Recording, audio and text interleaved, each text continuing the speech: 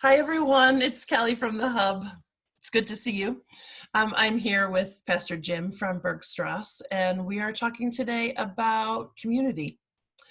Pastor Jim, how are you?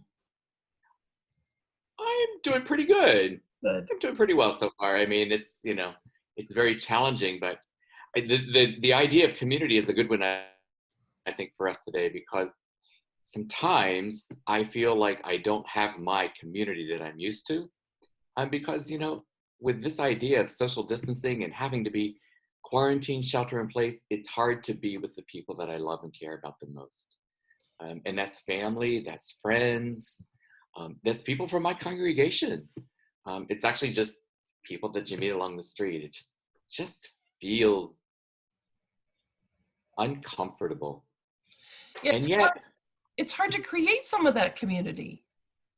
it is. I mean, so the thing is, even though we as people, as humans, are hardwired to be in community, in relationship with other people, it's really hard to start new community because we have all of these if questions that come up. Well, what if blah blah blah blah? Somebody so and so doesn't like me, or can I really be who I am? Can I really say what is on my mind? Or am I going to be judged? And community is all of that. Community is all of that. And the hard part is to make ourselves vulnerable to the point that we're willing to open ourselves up to allow to be a part of somebody else. Let me repeat that again, that we allow ourselves to be part of somebody else. Why do you think And it's so hard I for think, people? well, selfishly, I think we think everything is about me. Not me, Jim, but about me as a person. And we forget, we say that, oh no, there's so many people in the world around us. Yeah, but we also say that, but silently we're also saying, well, I ain't going to be a part of that person because fill in the blank. They think differently than me. And Yeah, we've that's talked a one of the lot things. about this, like stronger together, and we're all in this together, and I really want to believe that, but you're right. There's this feeling of I'm going to say that on the outside, but on the inside, it's really all about me. So I think we all have to take a minute of what do we really want to have community? Yeah, right, right, right. And we're good about saying a lot of things. Oh, but don't make me do it. And the thing is, we can't make anybody do anything. They got to have the strength within to want to do that. Um, and I think the other thing too is that people don't understand fully the power of community and the power of love, not the power of over and telling other people what to do, but the power of sharing, the power of being in together and working through things together. Like how do we maintain social distance but yet build a new community? Last week we talked about technology. I hate to say it, but technology has built some new communities for me. In Me that, too. how do we get together? Um, and it's communities that I would have never even thought of before, but there they are. And I think also the other thing too is as I start to see people becoming more restless with the stay-at-home orders. I mean, come on, we're getting close to summer. This weekend is the unofficial opening of summer, and you want to be outside. And my beach plans, aren't going to happen. I can't go here. I can't go there. What am I going to do?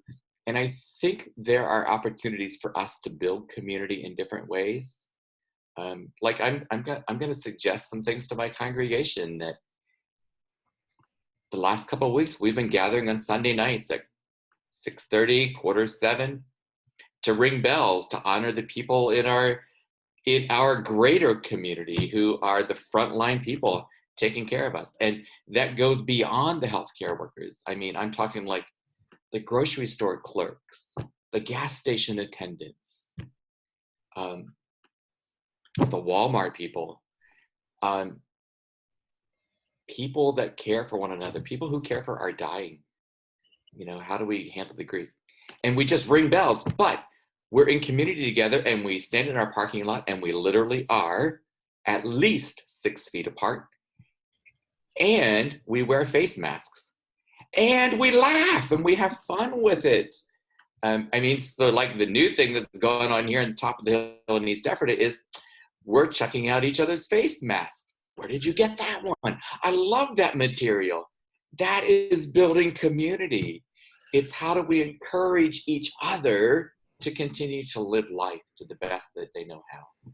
And Yeah, I of course, think, yeah, just because it's different doesn't mean it's any less than the kind of community we had before. right, Yeah. right. Different. Yes, it's different, but it's still so life-giving. It's a matter of encouraging. I personally get so discouraged when I see examples of how communities are being torn apart because of one or two or a small group of people who choose in their own way to point out, well, that's not right or that's wrong because it's not what I believe. And that is very disheartening because that just makes our own psyche, that hurts community, that hurts building. But can you imagine, Kelly, can you imagine if we together chose and actually worked together to figure out how to live differently and life-giving for each other? I mean, the work of the hub is about helping people and putting ourselves in the same space, across from each other, 6 feet apart, or 2 feet apart on a computer, Zoom, or even just knowing that they're there and being able to volunteer in ways to help one another out.